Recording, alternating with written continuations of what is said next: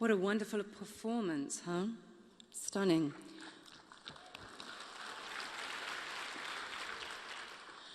Excellencies, distinguished guests, ladies and gentlemen, good evening. My name is Natalie Dormer. It is a privilege to be here with you tonight to talk about what needs to be done to achieve gender equality, to empower women and girls in crises, and to prevent and respond to sexual and gender-based violence. Women and children form the vast majority of the world's 130 million crisis-affected people, yet are still strikingly underrepresented in decision-making processes that shape humanitarian action. Crises hit everyone hard, but they hit women and girls differently and often disproportionately to men, largely because they heighten the pre-existing discrimination, marginalization, and exclusion that pervade already in societies. This means that when a crisis hits, girls are far more likely to be denied access to schooling and to their schooling and be put instead into exploitation, be it child labor or forced early marriage. It means that women and girls who live in fragile countries and already have poor access to reproductive and sexual health care, they face even worse odds in accessing the services that they need. It means also that women and girls face a heightened risk of sexual and gender-based violence, with devastating impacts on their and their families' physical, mental, and socio-economic status. When violence and natural disasters displace communities, every move that a woman or a girl makes can bring the risk of assault. At a border crossing, at a checkpoint, simply collecting water or firewood, or even in the very camps or settlements where they seek refuge. Now, of course, we must acknowledge that young men and boys can fall victim to sexual violence and horrific exploitation too. But in most of the conflicts around the world, rape has become a weapon of war, with women and girls directly targeted by fighting parties. Take the case of South Sudan today, where rape and gang rape is being used on a mass scale as a war tactic, an instrument of terror, in what can only amount to crimes against humanity. It is our duty as an international community to protect women and girls from such abuses. Now, of course,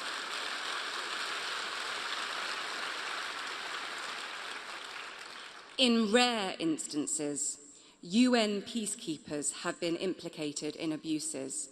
Now, the UN has a zero-tolerance policy against sexual exploitation and abuse, and the Peacekeeping Department is working with troop-contributing states to do better in vetting and the training of troops, investigations and disciplinary action. But each of these cases is an important reminder that we must all remain vigilant to spot and stamp out abuse wherever we see it, for we cannot allow the acts of a few to undermine the dedicated work of the vast majority.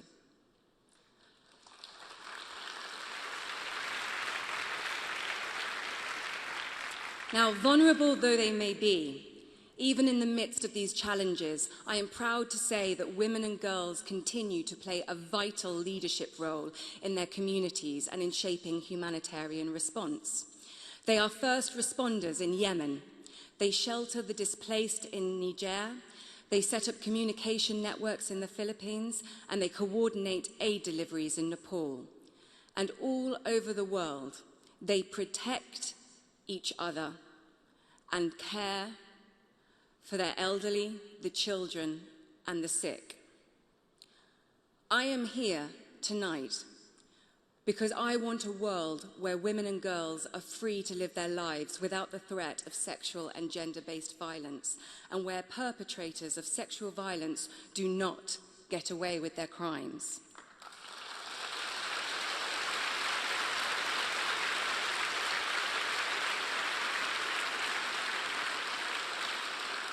I am here Because I want to see a world where crisis-affected girls and women can access the schooling, the reproductive health, the counselling services that they need to live healthy, productive lives. I am here because I want a world where women and girls can take on leadership roles to shape change on the issues that affect them most.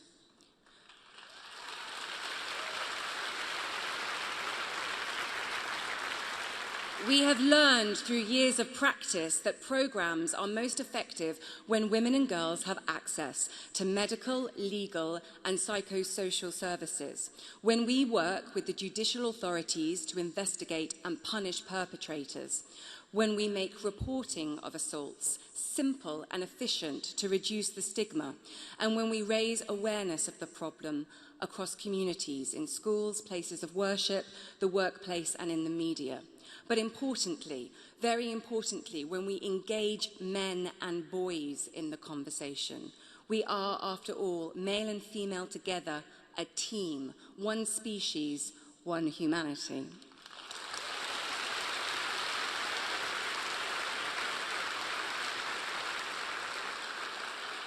At the World Humanitarian Summit in Istanbul, global leaders committed to build on those collective efforts I'm talking about by strengthening prevention and response to sexual and gender-based violence.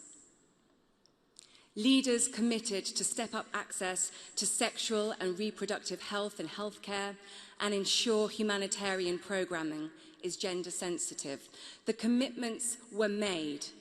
I am calling on world leaders meeting here at the UN General Assembly in September to fully implement those commitments that were made in Istanbul and to make the participation and the protection of women the norm in all humanitarian action.